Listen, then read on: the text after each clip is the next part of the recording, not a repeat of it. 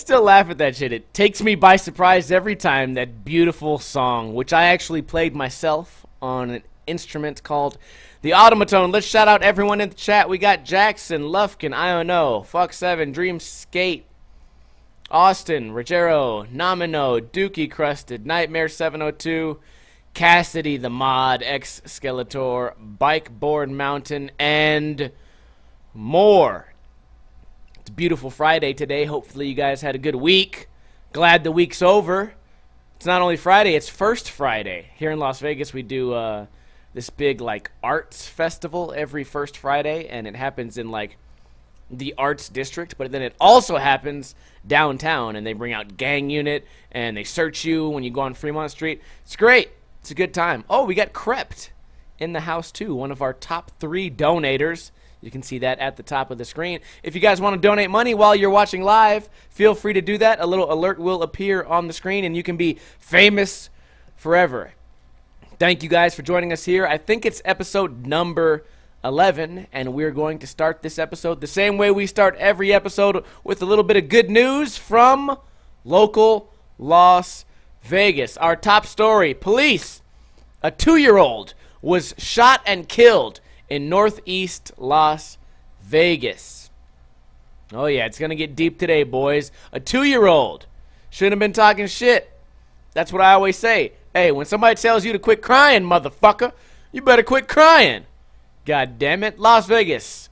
Metro police were investigating a shooting that killed a 2-year-old child in northeast Las Vegas late Wednesday morning. Officers responded to the incident at the estate at Western Air, where? Nellis and Las Vegas Boulevard. That's funny. One of my friends got shot in the stomach in that same area. Ray Spencer said 5 boys, all under the age of 12, were playing in the back room of an apartment. I can't read, boys. According to a preliminary investigation, a 10-year-old boy who appeared to be the one who brought the gun shot the 2-year-old in the center of the forehead. What in the fuck is going on in Las Vegas? Here's my thing.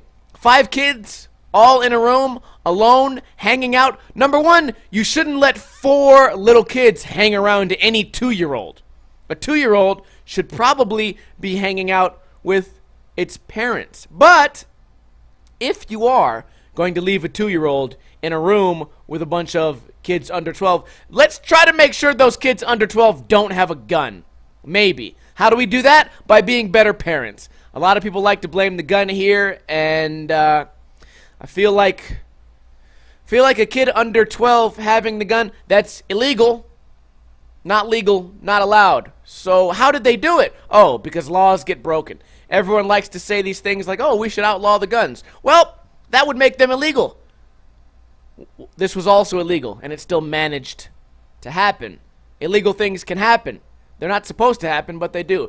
3 of the boys fled, while the mother of the child and a neighbor attempted CPR unsuccessfully. Spencer said they were trying to figure out where the gun belonged and how the shooting occurred. A toy gun was also recovered from the scene. A 10-year-old shot a 2-year-old. Now, on the heels of all of these school shootings, I feel like to keep a gun out of the hands of a 10-year-old, I feel like we can't blame the gun, and we can't always blame the 10-year-old, right? We should blame the parents. I'm not against locking up your guns. Or, fuck, dude, 10-year-olds can only jump so high. Maybe put the gun somewhere where a 10-year-old can't get it. On top of that, I'm also a huge advocate of teaching kids at a young age how guns work. I really doubt that this 10-year-old walked up to a 2-year-old and said, hey, I know exactly how this gun works. Boom. I feel like that's a very unlikely scenario, but it is possible. We don't have very many details here, but it's such a sad story all around, right? Can you think of a more sad story than a 10-year-old shooting a 2-year-old in the head? When I saw this headline, I assumed there was some sort of gang shootout. We always make jokes about how these gang shootouts, they never kill gang members because everyone shoots the gun like this. It just kills innocent people nearby, or sometimes not even nearby. because I've told you guys how Tex films. He'll grab the camera, he'll try to film forward, but he's actually looking this way. That's how gang members have gunfights, and then little kids get shot. So I was assuming that this 2-year-old had gotten shot via that sort of situation. But no, 10-year-old brought his gun, waltzed over, hanging out in the room with 4 other kids, and then shot a baby. That's ridiculous. That makes no sense. Think about, what does that mother feel now? Oh, she should feel stupid for letting that many kids hang out around her 2-year-old, right?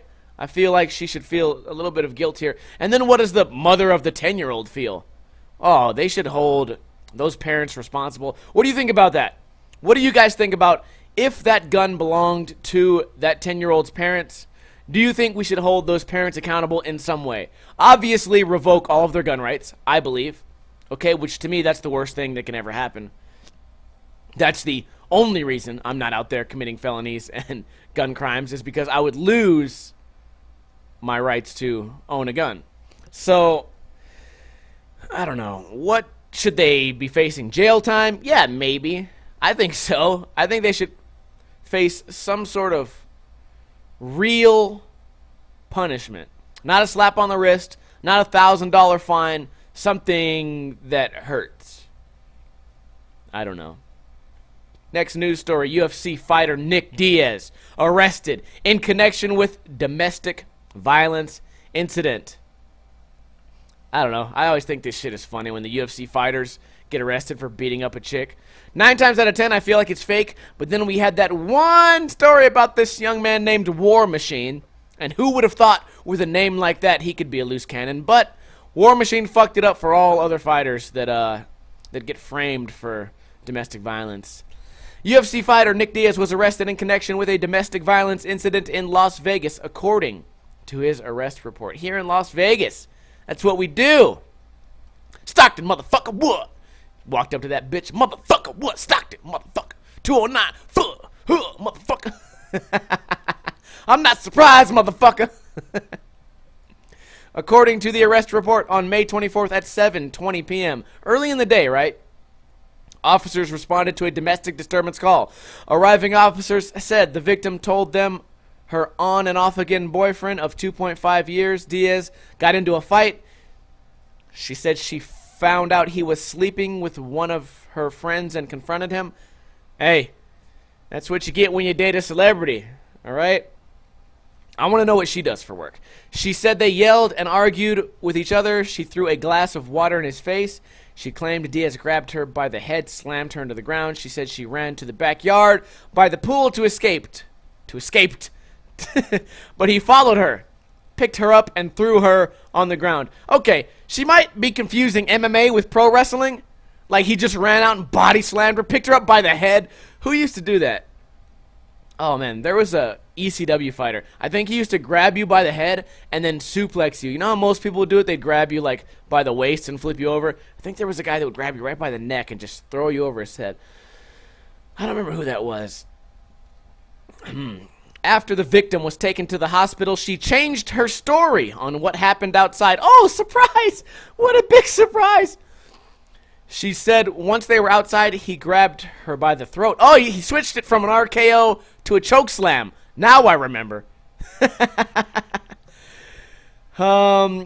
With one hand, he let go when she felt like she was going to pass out. She says Diaz grabbed her by the face and pushed her towards the pool, but she grabbed him, causing her to fall short of the water, which made her hit her hip. That's a lot of things that changed right now. I'm not sure what was going on here. The victim told police she crawled into her friend's room and told her to call the police, but her friend could not find her phone. Typical women. Can't find their phone. What the hell, dude? No one had their phones? The victim then crawled to a neighbor's home where they called the police. During an interview with police, the victim stated that Diaz was never violent with her before, and she stated he became violent after he started doing cocaine. I feel like there's a lot of, like, I don't want to say snitching, but there's a lot of, like, dragging through the mud of someone's name.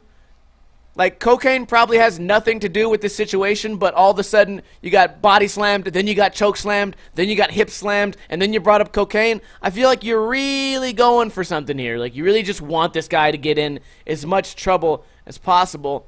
Let's hope that none of this is caught on film. She also told police they had a fight the day before, which caused several bruises on both of her thighs. The victim's friend told police they went to Omnia nightclub the night before, and when they returned home, the victim and Diaz got into an argument. She told police that the victim went to her room to call the authorities, but she couldn't find it, so the victim went to a neighbor's home. Okay, so there's just no fucking cell phones ever. Everyone's doing cocaine and body slamming each other. I'm not saying she's lying. I'm just saying when you have these sort of situations, especially if they're still fresh in your mind and they happened, oh, say an hour ago or a day ago, I feel like you should probably be able to get the story straight because it's so recent. And then I feel like at the end of it, it's just a lot more of like, oh, let me figure out how else I can make him look shitty. Cocaine! That's the one. Sure you don't want to pretend he was driving drunk or something else, chick, or I don't know. I like the... It would have been great if she was like, yeah, I went for side control, but then he fucking passed my guard. He started to set up a Darce, but I fucking rolled under. And then I was on the bottom. I started to omoplata, but he fucking caught me halfway. He fucking hit me in the ribs a bunch of times. And then I tapped out, but he didn't care. He was a real animal. That's Nick Diaz. Just went into all these, like, intricate details of grappling on the ground instead of going by choke slams and shit like that. Also, as Dreamskate says, they were on and off. Why didn't she just leave? There are definitely women that are professional button pushers. Yeah, of course. And every time you say that, people go, whoa, wait a minute. That doesn't mean she deserves to be beaten. No, of course it doesn't. But what he's saying is true. There are women out there who are professional button pushers. Yeah, but okay, so domestic violence is cool? No, I didn't say that. But how about this, women? You want me to give... I don't give women advice too much on my stream or on this podcast, but women, I'm going to give you one tiny piece of advice. If your boyfriend beats you on... This is May 24th. If your boyfriend beats you on May 23rd, don't hang out with him on May 24th. Or May 25th. Or May 26th. Or for the entire month of May. Or June, July, August. Or for that year. Or for the next year. Or ever again. If your boyfriend beats you on May 23rd, every moment after May 23rd, go do something else. Don't hang out with that guy. I know, it's crazy. I know it's almost like reverse psychology. It's just so crazy. It might just work. Also, if your boyfriend beats you on May 23rd, maybe you should take action and call the police then, not wait until it happens again, if it happens again. You should, the easiest way to prevent being beaten on May 24th, if you've already been beaten on May 23rd, is to take my advice. It's great. Works good. Also, advice for men. Don't beat women. Don't beat anyone. Don't try to get in these situations. Defend yourself, sure.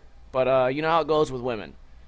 Don't get in there, because even if you've never done cocaine, they're gonna blame it on your cocaine habit. Don't do it, boys. Don't do it. Iono says Nick isn't retired anymore, right? Question mark. I think his suspension ended recently. Oh, you're saying that because he should be in the USADA pool. I think they stay in the USADA pool anyways. I'd love to get some more information on that if anyone's smarter than me on the subject of MMA. I want to know your guys' thoughts, because the War Machine thing, when that whole thing came out, dude, I'm kind of a hater, right? I'm a horrible person. 9 times out of 10, and I'm not joking, I feel like in these situations, women are either exaggerating a lot or totally making up everything. Because I've seen it, right? And I've seen it happen recently. There was an article of someone who, I can't remember exactly what happened, but something happened in a neighborhood, and some chick out of nowhere started saying, "Get out of my neighborhood," and he's like, "I'm doing work here." If somebody can maybe link that video in the Discord. And the chick then started yelling, "Don't kill me, he's got a gun." And the guy's filming it. He's holding his camera up, and he's like, "You're gonna make up I don't have a gun.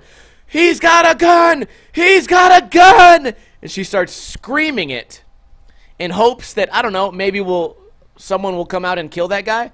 Women, I think more so than men, are down to like break all the rules, right? Like in war, we have all these rules that you're not supposed to do certain things. If it was just a war between women, there would be no rules and no truces. It'd be like, oh, once you shoot the enemy, don't go to that enemy's body and further mangle the body, piss on it, light it on fire, take a shit on it, and then take a picture of it and send it to their family. I feel like that's against like the rules of war, right?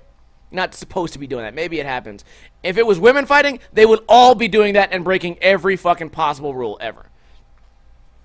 Like, we talk a lot about the fake rape thing. How many times do these chicks have to claim someone rapes them only to find out later that it was all on film, or only 10 years later to go, I was just joking about that whole thing. I didn't know the guy was going to go to prison for 10 years. I just wanted him to feel sorry. You know what I mean? But in the case of War Machine, that shit sort of changed my whole shit, because War Machine fucked that bitch up. And that guy's exactly where he should be, rotting in prison. And that's what makes me wonder about this. You know, you can't blindly read this story and just be like, oh, nope, not true, because I would never do that. But I would like to see how this investigation plays out, because Nick Diaz kind of has a lot to lose, right? Shouldn't be out there doing that. Let me know your guys' thoughts in a comment below if you're watching this on YouTube. And please don't fucking take me out of context and say that I think all chicks are liars. Don't take me out of context and say that Nick Diaz is a saint and this chick is lying. All I'm saying is, a lot of the times things are not what they seem, and this is a really vague article. Next one is one that really hits close to home, guys, and I don't know if you guys have been seeing this on Facebook, but I have a lot because I live here in Las Vegas. Punk band NOFX apologizes for belittling 1 October victims. 1 October is, if you don't know, it was the big shooting that happened here in Las Vegas where 58 innocent people were killed at a country music show. It's a pretty crazy thing, and I'm not saying you can't make jokes about tragedy. Let me read the article. The punk rock band NOFX has apologized for the insensitive comments it made on stage in Las Vegas about 1 October victims. It showed the lead singer of the group, Fat Mike, talking about the shooting with his band on stage. Here's what he said. "We played a song about Muslims. We didn't get shot. Hooray!" He yelled on stage. "I guess you only get shot in Vegas if you're in a country band," one of his band members replied. Fat Mike said, "That sucked, but at least they were country fans and not punk rock fans." The crowd booed. Fat Mike defended himself. "You were all thinking it," he told the crowd. "Did I offend somebody? I can't fucking believe it." NOFX has become notorious for trying to be edgy, but a lot of people said the band members' comments on Sunday crossed a major line. There was somebody on my Facebook trying to defend these guys, saying, hey, comedy's comedy. We made fun of 9/11. You know, it's okay to make fun of this shit. And I think it's a really thin line, because sure, you could maybe make a joke about that if you're in Arizona, or you can maybe make a joke about that if you're anywhere except the city where 58 people died. This was probably said, I don't know, within 7 miles of where all those people were killed. And family members of the victims are going to hear that on the news now. And it's just a crazy situation. Somebody on my Facebook was saying, hey, it's just comedy. You're not allowed to make jokes. And my thing is, these guys aren't paid to make jokes. They're paid to play music. Okay? If, you know, comedian says that shit, if Joe Rogan makes a funny joke about it, I'd go, okay, I didn't like that. It was in poor taste, but whatever. He's a comedian. He made a joke. These guys, not only did they make the joke about getting shot, but then they made the joke about, like, sort of, I'm glad they got shot. Like, at least they were country fans, not punk rock fans. I don't want to take them too out of context, but I feel like when you say, like, well, at least they died and not someone else, that's sort of saying, like, you're kind of hyped that those people died. You're more hyped that they died than someone else. Obviously, it was something just said, you know, you can't take it back. But here's my thoughts. They're doing all these public apologies now because they'll never play they'll never play in Las Vegas again. And they lost one of their biggest like beer sponsorships that was actually sponsoring their tour, and I think their tour actually changed names and cut them off of the tour. Now the apology comes. My question is, had they not lost all this money, would they be apologizing? And I don't know the answer to that, but I think that's the real question, is if you're trying to figure out, are these guys genuinely sorry? Do they feel like they did something wrong, or is this sort of just a game of like, well, let's clean this up before it gets any worse? Now, my friend Ed the vet, his niece died in 1 October, and her boyfriend. So, what do you think Ed feels about this joke? Do you think he thinks it's funny? Do you think there's anyone that has any sort of like one-person connection to the shooting that would ever hear that and giggle or laugh? It's strictly, they said that only for shock value, and I don't know, these guys, they could have done it better, but the idea that they did it like off the top of their head means they really didn't give a fuck, right? If they would have wrote this down and thought about it and be like, okay, well, let's change this and let's phrase the joke a little bit different, then it would have been like, okay, they thought about this, they put some time into it, you know, a lot of people died, whatever. But instead, they're just like, oh, well, fuck it, dude, we're just saying it, not like anybody's gonna care. You know, like, for them to not know that that would be fucked up means they don't think it's fucked up. So I don't know, I don't want to take it too serious, but again, I am sort of biased. You know, I was born and raised here in Las Vegas. The band sent out an apology on Thursday. I can't sleep. No one in my band can. What we said in Vegas was shitty and insensitive, and we are all embarrassed by our remarks. Why are we all embarrassed? Why aren't only 2 of you embarrassed? Because it's only 2 people that said that. So we decided we will all get together to discuss and write an in-depth, sincere, and honest apology, because that's what the people we've offended and hurt deserve. I don't know. I think they deserve for you to never play in Las Vegas again. I think what they deserve is for you to make no money off of this tour, because all of their money went to you. They paid to see that show. I think they should all get their money back. I think they deserve that, right? Like, can we talk a little bit more about what they might deserve? We want to talk. They deserve a heartfelt letter? Are you fucking kidding me? That's what they deserve? Get the fuck out of here. Some fans criticized the band for apologizing and being politically correct. The majority of fans, especially in Las Vegas, said they were appalled by the insensitive comments. I don't want to spend too much more time on this topic, but I feel like I've said everything on my mind.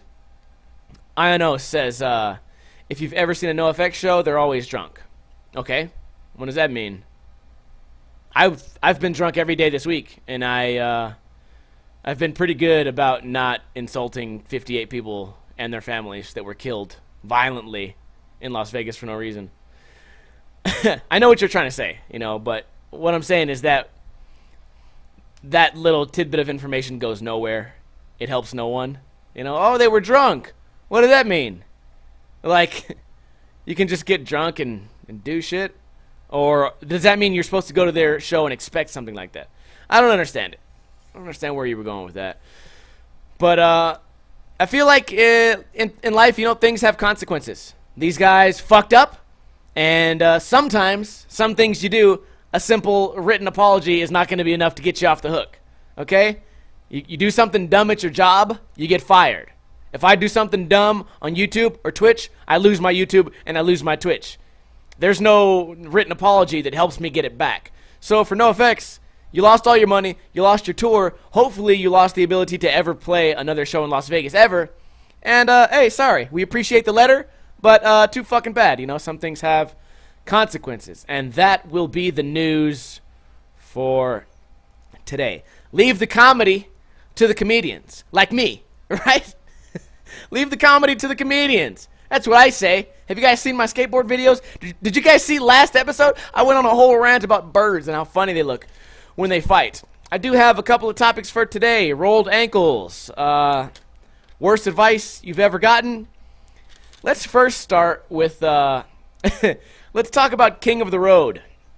King of the Road is some big skateboarding scavenger hunt bullshit thing where a bunch of skateboarding teams go across the country and they do big crazy skateboarding tricks, and they do little challenges, and they get points, and at the end of the whole thing, the winner gets money and a pizza party or something. I don't know what the fuck they win.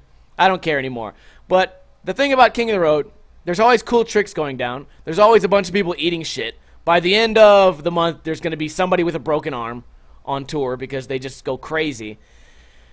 But one thing I've noticed every single year is King of the Road gets gayer and gayer and gayer and gayer. Right? It used to be, I feel like King of the Road was like, hey, while your friend is peeing, pee on his leg. Like you guys are all on the road and you guys have to take a break in the forest, and your friend's peeing on a tree, and you run up to him and you peed on his foot a little bit. Ha ha ha, I got my pee on him. Cool. The next year, it became like pee in his mouth. The next year, it became like put your dick in his ass. The next year, it was like eat his asshole, take him out for seafood, and then fist him. And this year, I don't know what the hell it's going to be, because every year it's some weird homoerotic thing where they had one year where they made Jaws, Aaron Homoki, I believe is his actual name, his American name. They shoved a beer bong in his asshole and poured beer into his asshole. And turns out that wasn't even on the challenge list. That was just like, hey, let's be weird, dude. It's King of the Road. Like, what's King of the Road going to be like in 2025? Right? It's just going to be like a weird orgy. Like, how much gayer can it get than sucking your homie's dick? Or actually just having gay sex? What's gayer than gay sex? That's the question. That should be the trivia question for today, if you want to win a free sticker pack. But I'm not going to make that the trivia question, because I don't want to know the answers. I'm just wondering, how are they going to... You know what? It's like everything, trends go like forward and then they go backwards. Here's what they're going to do. They're going to get, maybe by next year or the year after, it's just going to be like, 69 your friend with a boner, and then it's going to be like, okay, like actually insert your dick and until you climax. But then it's going to start going backwards. Then it's going to be, hey, try to go on this 2-month tour across the U.S. and try not to do anything gay, and then you get 20 points. And all the teams they're just going to be like, they're going to be like really trying to not be gay, but it's going to be, whoa, dude, chill, dude, we need those 20 points, man. We can't be gay this trip. Well, I've been being gay for the past 5 skateboarding trips, so they really threw me for a fucking loop on this one. They threw a curveball with the whole don't be gay this trip. Well, hold on. And everyone's just going to be like trying so hard to hold back their gay urges now because they're so used to it. And that's going to be what happens to King of the Road. Then we're going to be right back where we started, much like how the fashion goes in skateboarding. We go from these weird pants to normal pants to tight pants. We go back to weird pants. People start dressing like pirates. And before you know it, some people dress normal again. And the cycle continues. And that's going to be King of the Road, I feel like. We just figured it out. It's going to get gay, get gayer, get gayest, ultra gay, mega gay, gay to the 9th power. And then it's going to turn back time and go back to not being gay. And everyone's going to be so confused. And that's actually going to be how you win King of the Road. Because let's say there's 5 teams. I guarantee you 4 out of those 5 teams, they're not going to be able to hold back their gayness. And it's going to be like, it's always going to be like that fucking, that wild card team. Like a team that you thought was gay, like Girl or Enjoy. Like you're going to think like, oh, they're definitely going to fail this one. Those guys can't go 5 minutes without being gay. And then they're going to be the ones that surprise you. You guys couldn't hear it, but someone said something weird to me during a donation. What happens is there's a text-to-speech. Anyways, those are my thoughts. Those are my predictions on King of the Road. And I want you guys to remember this, because I feel like I'm psychic. I've said I'm psychic, and I actually am going to be psychic, and that's the bottom line. What? Because Stone Cold fucking said so. Now, I want to talk a little bit about rolled ankles. Here's the thing about skateboarding and skateboarders. If you watch a skate video, and you're a normal person in your mid-20s or early 30s, you're going to say, wow, skateboarders, those guys are weird, tough, and dumb. Right? Because there's always some dumb antics or something dumb happening in a skate video, right? Either like a fight over something dumb, or rolling around being dumb, or drunk being dumb, or... So it's just skateboarders just dumb people, if you look at them, right? They look dumb. They look dumb. They hobble around. Half of them can't walk. They can skate good, but they fucking hobble around all weird. They dress weird. A lot of them have like stringy, weird, long punk rock hair. They look like they're always sweaty, but they never actually sweat. Skateboarders just look weird and dumb and homeless and weird. Okay? But when it comes to having a rolled ankle, every skateboarder suddenly has their fucking PhD in pediatrics, right? Every skateboarder is a genius when it comes to healing small joint problems. And I'm proud to be a skateboarder, you know, when it comes to that, because, you know what? I feel like I know more than a goddamn doctor sometimes, right? You roll your ankle. What's the first thing you do? Either throw ice on it, or for me, I tie my shoe really tight because we want to prevent swelling. After that, after I know the swelling process has came and went, ice. Rice, right? Most skateboarders know what rice means, R-I-C-E. Rest, ice, compress, elevate. It works well. It works good. You don't always have time to elevate. And I had a sports health teacher one day say that the E can sometimes stand for exercise. They said at the point when you regain full range of motion, that's when you start exercising it. That's when the physical therapy would start. So start grabbing your ankle, twisting it around. It might even hurt a little bit, but that's fine. And I thought about all the good advice I've gotten about ankle injuries over the years, but then I started thinking about all the bad advice I've gotten, usually from non-skateboarders. I say, hey, I just rolled my ankle. What should I do? I get this a lot. Soak your ankle in hot water. Well, I was told that's actually a horrible thing to do, because what hot water has the potential to do is bring blood to that area of the body, further swelling your ankle. And when you try to tell that to someone who's just giving you bad advice, it's almost like you just denounced their God, right? No, no, no, you're supposed to put fucking hot water on it when you roll your ankle, when it's swelled up, because hot water is good for it. The hot water is good for it. The hot brings in the nutrients, goddammit.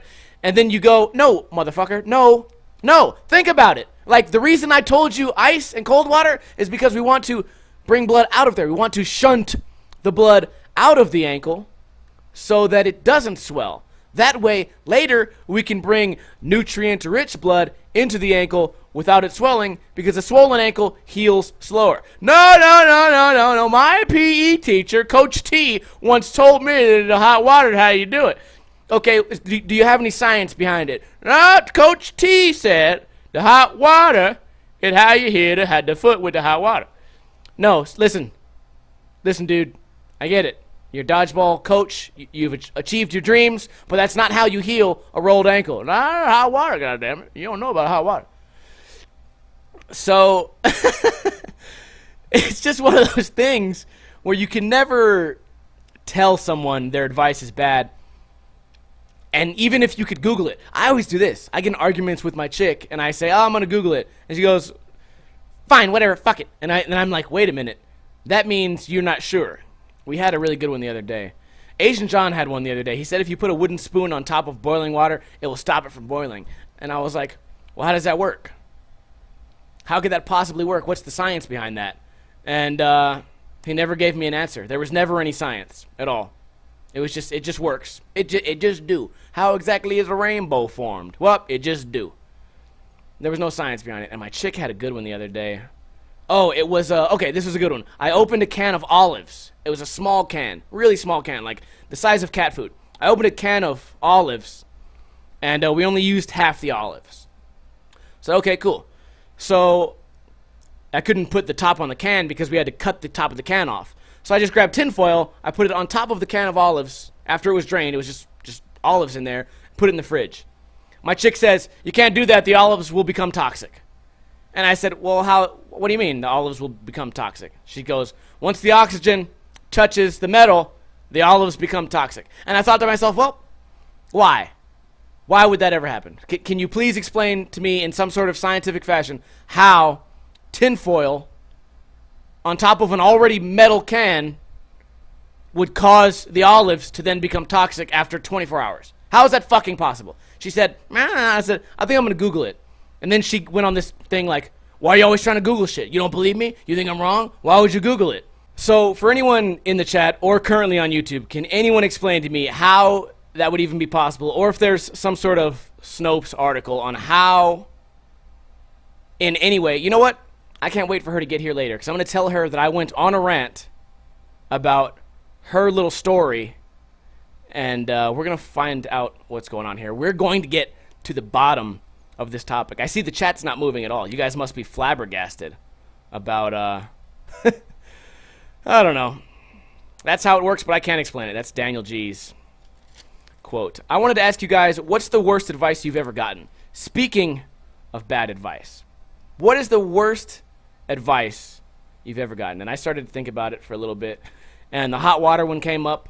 But I think a common one that I've gotten is, and it always comes from chicks or someone who really needs a ride home. Like, I'll be out at a bar or something, and I'll be like, listen, guys, I've had too many drinks. I can't drive home. I think I'm going to call an Uber. And there's always one person in the group who's like, nah, dude, you could drive. And then I go, no, I can't. The Uber's only going to cost me $5. I'll just Uber home. I'll come and get my car tomorrow. And there's always one person, usually a chick or a guy that needs a ride home. Nah, dude, you know, you're good, dude. You can drive, whatever. And there's always bad advice, right? I tried to think of what's the worst advice I've ever gotten, and it made me think of that because I get that bad advice probably once a week. And why do people do that? I guess clearly because they're drunk too. Then again, speaking of NOFX, being drunk is not an excuse. But if you really break it down, those people are trying to get me, A, a DUI, B, potentially killed, C, potentially kill some random kid who did nothing, and for what? So you can get a ride home? Daniel G says, when you're sad and someone goes, don't be sad. Yeah, I wouldn't really say that's advice. That's just something stupid that people say. You want to know the best advice I ever got was probably about, what year is it, 2018? This would have probably been about 2012. I got some advice. They said, hey, you should put a bunch of money in Bitcoin. And you know what? I laughed. I didn't take that advice. And I wrote that guy off as a tweaker. I met him in a gambling bar, like a gaming bar, where it's not a bar for hanging out. Actually, all the seats are very far apart, so you can't talk to anyone. And he actually gave me his business card. He had a business card that said he was a Bitcoin trader. And to think now that 6, 7 years later, he's probably a fucking billionaire. He actually gave me some really good advice, and I didn't take it. So, as usual, I am not a millionaire. I am not a billionaire. I am a average, everyday person, which is good. Good for me, right? Can you imagine? I think about it all the time. If I would have put like 20 bucks into Bitcoin, $20 into Bitcoin 2012 or whatever, it's probably be worth like $5 million now. And then I think of that. Then I start to think about what would I do with $5 million. Well, I'd buy a bunch of crazy shit. I'd build a skate park in my backyard. Oh, I'd probably move to a nicer house with no neighbors, because my biggest complaint about skating in this backyard is I can stand on my ramp and I can see my neighbors and they can see me. And a lot of the times I really want to land my trick, and it's super fucking distracting for neighbors to be staring at me, dogs barking. I had to throw Koopa in the cage the other day because I was trying to land kickflip feeble fakie, and every time, Koopa's a genius. I'll tell you why Koopa's a genius. Because number one, he only chews on expensive things. He automatically knows when something's expensive. I say he'd be the greatest pawn shop worker because he always knows when something's expensive. He'd also be really good at, like, he knows when you're just about to try the trick. He knows when your foot's about to flick, because that's when he barks. He doesn't bark when you're about to drop in. He doesn't bark after you drop in. He barks the moment you're about to pop and you're really focusing on flicking your foot. That's when he barks. He's just really good at being the most inconvenient dog ever. Much like an actual Koopa in the game of Mario, which is maybe why I named him Koopa. Let's go ahead and do our trivia question. Right around now is when I would usually take some questions from the chat, but we don't have a very active chat today, and I'm not sure why that is. Maybe you guys are just really into these topics. Good advice, bad advice, whatever. Just everyone, whenever someone tells you about Bitcoin, whenever you meet somebody in a bar that tells you some random thing about something random, always believe them. If they tell you aliens are real, then invest all your money in aliens. Anyways, that's going to be the podcast for today. Today we had a smaller audience than usual, and that's fine. We're not going to do trivia today because no one knows the answers to anything I ever ask, which is fine. Fine by me. I need to actually, we're going to start doing trivia. It's just going to be like really, really basic trivia, like who wrote the play Hamlet. And we're going to do trivia like that. That way I can get an answer right away, because I found that in the past 10 episodes, it's mainly just people trying to Google the answers anyways. No one actually ever knows the answer. So that's how it's going to be. Almighty Mona, yeah, you did win, so go ahead and find me on Facebook to claim your prize. I appreciate all you guys for watching this. If you are not watching it live on Twitch, then you should be. Every Friday right around 4 p.m. Pacific time. Sometimes we do a little bit early. Sometimes we do a little bit later. But you guys can always watch live on twitch.tv/Ninja Lifestyle. I also play video games on Twitch. We play Mario 64. And as soon as I beat my goal of beating the game of Mario 64 in under 18 minutes, then I will re-become a variety streamer and will play the games that you guys want me to play. Unless you say Fortnite, then that shit is lame and stupid. Also, you guys can find more information about the podcast and about my life on my Instagram at BlackNinjaLV. I want to give a shout out to everyone who's here in the chat. Right now, it's only a few people. Blue Raja, X Skeletor, Almighty Mouse, and Daniel. It says we have 20 viewers, but as always, at the end of the stream, the viewership sort of cuts off. Dream, Street Skate. If you guys are watching now, don't forget we will start the post-show in a minute here, which is always just as fun. And I appreciate you guys being here. If you like the podcast, tell a friend, show somebody. Say, hey, I just heard this new podcast. Ninja Lifestyle does it. He's really funny. He talks about fighting birds. He talks about rolled ankles. He talks about bitcoins. He talks about King of the Road. There's a lot of homoerotic stuff going on. And he talks about 10-year-olds shooting 2-year-olds. He talks about punk bands. He talks about Nick Diaz. And he also talks about the Las Vegas Golden Knights, who are playing Game 3 on Saturday. Hopefully we can bring home a Stanley Cup. And if not, then I'll just be feeling sorry. Anyways, I appreciate you guys being here, and I will see you guys next time. Oh, this week we have Flat Bar Friday, which I think came out today. What did I learn on Flat Bar Friday? Kickflip, front 50-50, front shove. Check that out. Tomorrow is Ninja Review. Great episode, as usual. It's 2 beginner skateboarders. Monday, I learned kickflip feeble to fakie on my mini ramp, which is the steepest mini ramp this side of the Mississippi. So Tuesday is still up for grabs. Maybe if you guys have a trick tip suggestion, let me know in the comment below. Let me know your thoughts on people who give bad advice. Let me know the worst and best advice you guys have ever gotten in your life. And let me hear what you think King of the Road this year is going to be like. Because my prediction is that it's just going to get gayer and gayer. I want to know your prediction. Who do you think is going to be the winner, and what do you think is going to be the craziest trick? Let's go ahead and play that outro. See you guys later. Kuna Matata, bitches.